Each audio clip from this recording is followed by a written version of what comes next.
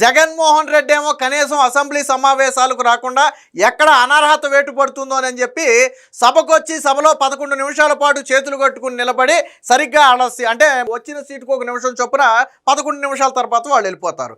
నిజంగా హెరిటేజ్ మీద మా దగ్గర ఆధారాలు ఉన్నాయి, మేము మాట్లాడాలంటే జగన్మోహన్ రెడ్డికి 2 బెస్ట్ ప్లేసులు ఉన్నాయి. ఆ 2 బెస్ట్ ప్లేసులు నేను చెప్తా.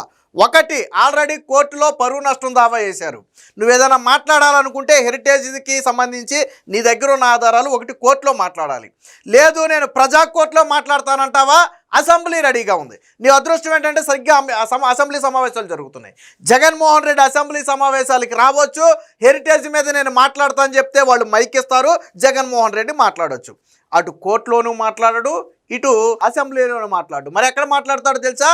కేవలం సాక్షి మీడియా మాత్రమే పెట్టుకుని ఒక క్లోజ్డ్ రూమ్లో సగా ఎదురుగుండా ఒక టీవీ పెట్టుకుని దాని మీద పాయింట్స్ స్క్రోల్ అవుతుంటే ఇటీవల ఏంటంటే పేపర్ చూసేవాడు, పేపర్ చూస్తే ట్రోల్ చేస్తున్నారని చెప్పి ఇప్పుడు ఏదో టీవీ పెట్టుకుని మాట్లాడుతున్నాడని చెప్తున్నారు. ఏది ఏమైనా రికార్డెడ్ ప్రెస్ మీట్ మాత్రం ఒకటి బయటకు వదులుతారు. నువ్వు అటు ప్రజా కోర్టులో నువ్వు మాట్లాడక, లేదా ఇటు లీగల్గా న్యాయస్థానాల్లో నువ్వు మాట్లాడక నీ సాక్షిలో మాట్లాడటం ఏందయ్యా జగన్మోహన్ రెడ్డి? నాకు అర్థం కాలేదు. నువ్వు ఒక రాజకీయ నాయకుడివి అయితే కోర్టు ఛాలెంజ్ స్వీకరించు. కోర్టులో వేసిన పిటిషన్కి నేను రెడీ, నేను హెరిటేజ్కి ఇందాపూర్కు ఉన్న సంబంధం ఏంటో నేను నిరూపిస్తా అని చెప్పి వెళ్ళు. లేదా నేను ప్రజలకు వాస్తవాలు ఏంటో నేను అసెంబ్లీలోనే చూపిస్తానని చెప్పి అసెంబ్లీకి రా. అసెంబ్లీకి రావు, న్యాయస్థానానికి రావు. నిన్న అచ్చెన్నాయుడు సవాల్ విసిరాడు. హెరిటేజ్ మీద ఎన్ని రోజులైనా చర్చించేందుకు సిద్ధం. అది గంట, రోజా, లేదా 10 రోజుల, ఎన్ని రోజులైనా కానివ్వండి. మీరు హెరిటేజ్ మీద చేసిన ఆరోపణలకు ఆధారాలు తీసుకురండి, మా దగ్గర ఉన్న ఆధారాలు తీసుకొస్తాం, ఇద్దరం కలిసి శాసన మండలిలో కూర్చొని చర్చిద్దామని చెప్పి వైసీపీ నాయకులకు సవాల్ చేస్తే 15 నిమిషాలు సభలో ఉండి పారిపోయారు. 15 నిమిషాలు సభలో ఉండి పారిపోయారు. మీరే కదా అన్నది మేము హెరిటేజ్ మీద చర్చిద్దామంటే వీళ్ళు పట్టుపట్టలేదని. వాస్తవానికి దాన్ని తిరస్కరించింది మండలి చైర్మన్ మోషేరాజు. ఆ మండలి చైర్మన్ ఎవరి మనిషి అంటే మీకు అందరికీ తెలుసు, అసలు వైసీపీ మనిషి. సరే, ఆయనకి రాజకీయాలు అంటకట్టకూడదు కాబట్టి దాని గురించి మనం మాట్లాడొద్దు. ఆయన వైసీపీ మనిషి, తిరస్కరించింది ఆయన. అయినా అచ్చెన్నాయుడు సవాల్ విసిరాడు. హెరిటేజ్ మీద చర్చించేందుకు మేము సిద్ధం, దాంట్లో ఎటువంటి డౌటు లేదు, ఆధారాలతో రండి. సాక్షిలో మాట్లాడినట్టుగా హెరిటేజ్కి ఇందాపూర్కి సంబంధం ఉంది, హెరిటేజ్ని ఈ తిరుపతిలో పెట్టారు, ఈ మాటలొద్దు.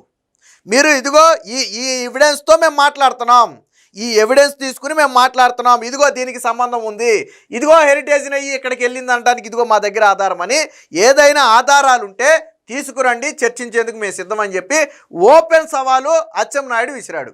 మరి స్వీకరించాలి కదా బొత్స సత్యనారాయణ. నువ్వు మాట్లాడావు కదా హెరిటేజ్ ముందుండి ఆ హెరిటేజ్ తెరవెనుకుండి ఇందాపూర్ ద్వారా నేతిని సప్లై చేసింది, వాళ్ళ వెబ్సైట్ల్లోనేమో పేర్లు మార్చేశారు, అసలు ఇది బెనామీ కంపెనీ, 22 కంపెనీలతో వీళ్ళంతా కలిపి ఒక సిండికేట్కి ఏర్పడ్డారని మాట్లాడావు కదా. మరి ఆ మాటలకు ఆధారాలు పట్టుకుని శాసన మండలికి వస్తే వాళ్ళు సిద్ధంగా ఉంది, కూటమి సిద్ధంగా ఉంది మాట్లాడటానికి. హెరిటేజ్ మీద మాట్లాడటానికి వాళ్ళకి ఏం ఇబ్బంది లేదు. కానీ సాక్షిలో మాట్లాడినట్టుగా నేను విమర్శ మాత్రమే చేస్తా, ఆధారం అడిగితే నేను చూపించను. మొన్న చూడండి నారా లోకేష్ ఒక వ్యాఖ్య చేశాడు. ఏమని? మొన్న అంబటి రాంబాబు మాట్లాడిన వ్యాఖ్య కరెక్టా రాంగా బొత్స సత్యనారాయణ చెబితే చాలంటే మేము వాకౌట్ చేస్తున్నామని వెళ్ళిపోయింది ఈయన. అలా లోకేష్ అడిగింది ఏంటి? అంబటి రాంబాబు మాట్లాడింది తప్పా రైటా? మీ వాళ్ళు మాట్లాడింది కరెక్టే అంటే అదే అసెంబ్లీలో అదే శాసన మండలిలో కరెక్ట్ అని చెప్పొచ్చు కదా. నేను వాకౌట్ చేస్తున్నానని ఎందుకు వెళ్ళిపోవటం? అసలు వీళ్ళు ఎందుకు వాకౌట్ చేశారో వీళ్ళకి కూడా తెలియదు. నేను లోకేష్ కూడా అదే సెటైర్ వేసింది. మీరు వాకౌట్ చేస్తానని వెనక్కి వెళ్తున్నారు కానీ ముందుంది డోర్ వెనకాల కాదు ముందుందని చెప్పాడు ఆయన. ఎందుకంటే ఒక ప్రశ్న మీద గుచ్చి వాళ్ళని అడిగితే వాళ్ళకి ఒకటి ఉంది ఏంటంటే మేము వాకౌట్.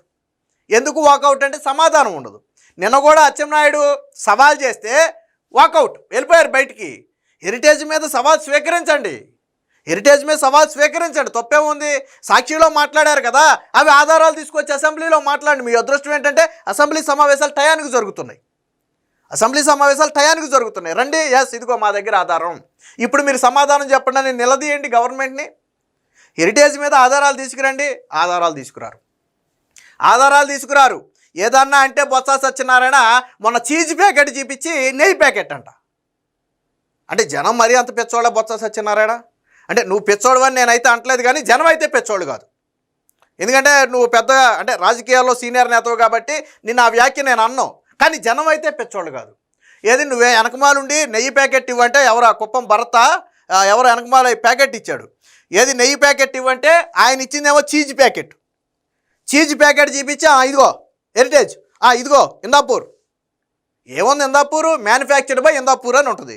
ఆల్రెడీ దీని మీద ఒక వీడియో చేశా. పతాంజలికి కొన్ని ప్రోడక్ట్స్ ఇస్తుంది, అలాగే హెరిటేజ్కి కొన్ని ప్రోడక్ట్స్ ఇస్తుంది, టాటాకి కొన్ని ప్రోడక్ట్స్ ఇస్తుంది, జగన్మోహన్ రెడ్డి తీసుకొచ్చినటువంటి అమూల్కి కొన్ని ప్రోడక్ట్స్ ఇస్తుంది. వీటన్నిటికీ ప్రొడక్ట్స్ ఇస్తుంది. మ్యానుఫ్యాక్చరింగ్ హబ్ అది మ్యానుఫ్యాక్చరింగ్ హబ్బు. నేను కూడా ఒక కంపెనీ పెట్టాననుకో, సుధాకర్ ప్రోడక్ట్స్ అని నేను తెచ్చుకోవచ్చు. పాలకు సంబంధించి నేను ఏదైనా ఒక కంపెనీ పెడితే అక్కడ నుంచి పన్నీర్ కానీ, పాల పౌడర్ కానీ, లేదా చీజ్ కానీ కొనుక్కోవచ్చు. నేను తప్పులేదు. అలా దాని నుంచి కొనుక్కున్నారు అంతే, దానికి ఇవ్వలా. హెరిటేజు ఇందాపూర్కి ఏమీ ఇవ్వదు, కానీ ఇందాపూర్ నుంచి ఒక 3-4 ప్రొడక్ట్స్ తీసుకుంటుంది. అంటే ఇందాపూర్ నుంచి తీసుకున్న ప్రొడక్ట్స్ హెరిటేజ్ అమ్ముతుంది తప్ప హెరిటేజ్ అమ్మే ప్రొడక్ట్స్ ఏవి ఇందాపూర్కి వెళ్ళదు. చిన్న లాజిక్ ఇది, మీరు దీని గురించి పెద్దగా బుర్రలు చించుకోవక్కర్లా. హెరిటేజ్ ఒక్క ప్రోడక్ట్ కూడా ఇందాపూర్కి ఇవ్వదు. అదే అన్ని కంపెనీలకు ఇస్తుంటే మళ్ళీ హెరిటేజ్ దానికి ఇచ్చేదేంది? హెరిటేజ్ దాని నుంచి కొనుక్కుంటుంది, కొనుక్కునే దానికి డబ్బులు చెల్లిస్తుంది. అందుకనే మ్యానుఫ్యాక్చర్డ్ బై అని చెప్పి ఇందాపూర్ ఉంటుంది, మార్కెటెడ్ బై అని చెప్పి హెరిటేజ్ ఉంటుంది. మొన్న ఆ చీజ్ ప్యాకెట్ చూపించి నెయ్యి ప్యాకెట్ అంట. నేను అచ్చెన్నాయుడు అసెంబ్లీలో అడిగింది కూడా అదే.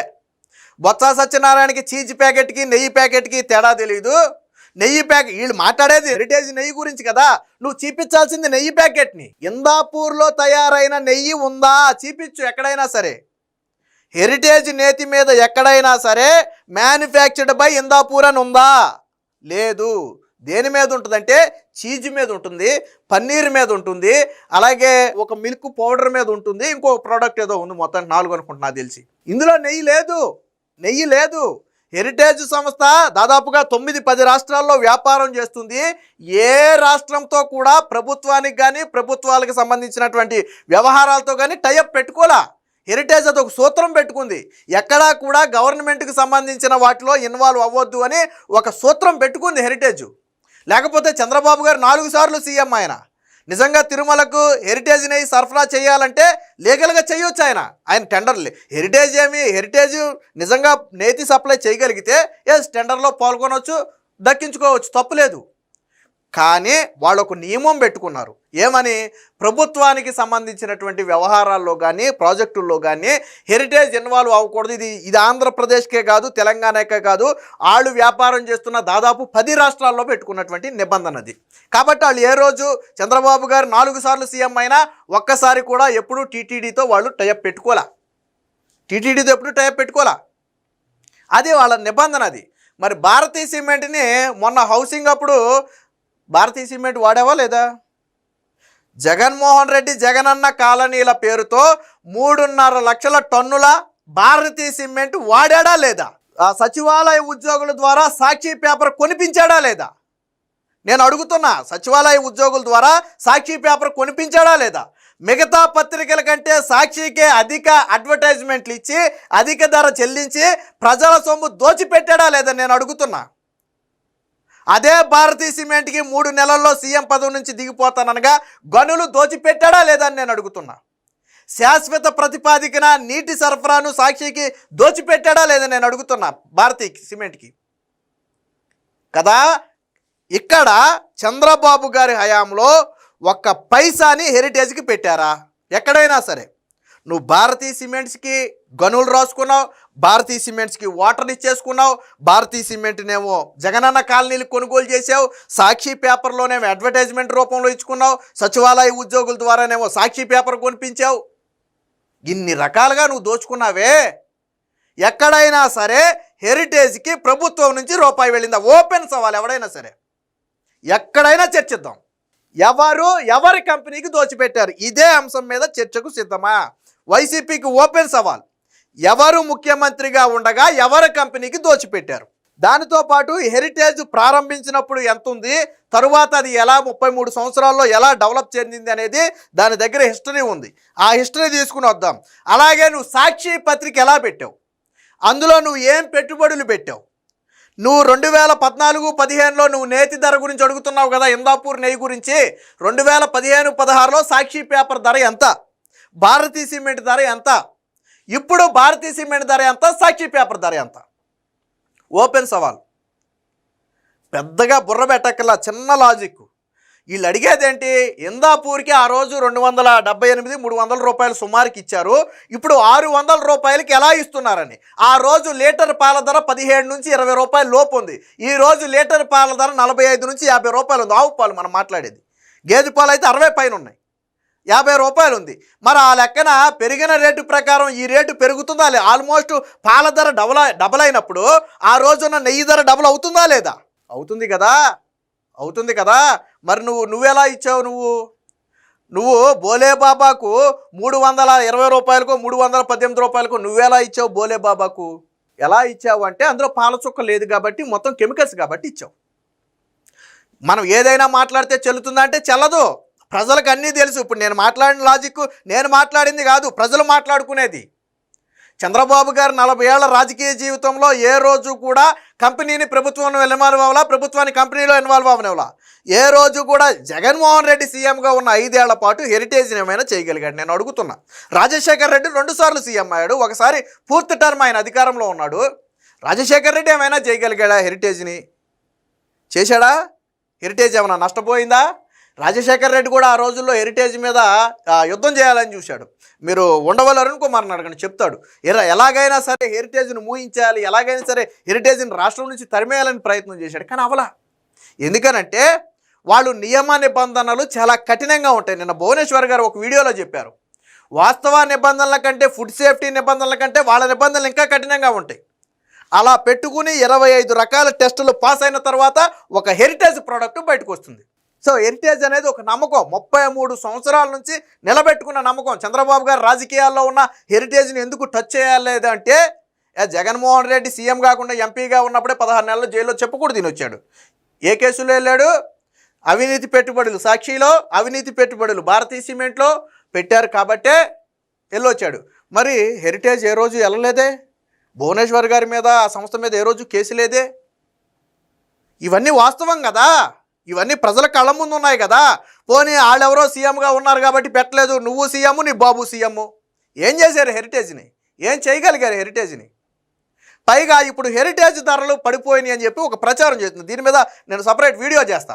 అంటే మొత్తం ఈ ఏదైతే డైరీ వ్యవస్థ మొత్తం కూడా పడిపోయింది. ఒక 5-6 డైరీలు గతంలో ఎంత ఉన్నాయి, ఒక 6 నెలల క్రితం ఇప్పుడు ఎంత ఉన్నాయి, అంటే ఎంత % డ్యామేజ్ అయ్యాయి. దాంతో పోలిస్తే హెరిటేజ్ ఎంత డ్యామేజ్ అయ్యింది. అంటే వీళ్ళు ఈ కుక్కతోక వంకర అన్నట్టుగా ఇప్పుడు హెరిటేజ్ ఇష్యూ వచ్చింది కాబట్టి హెరిటేజ్ షేర్లు పతనమైనవి అంటున్నారు వీళ్ళు. హెరిటేజ్ కాకుండానే డైరీ రంగంలో ఉన్న మరొక 4-5 కంపెనీలు కూడా దిగిపోయాయి. ఎందుకు దిగిపోయాయంటే దానికి రీజన్స్ ఉన్నాయి.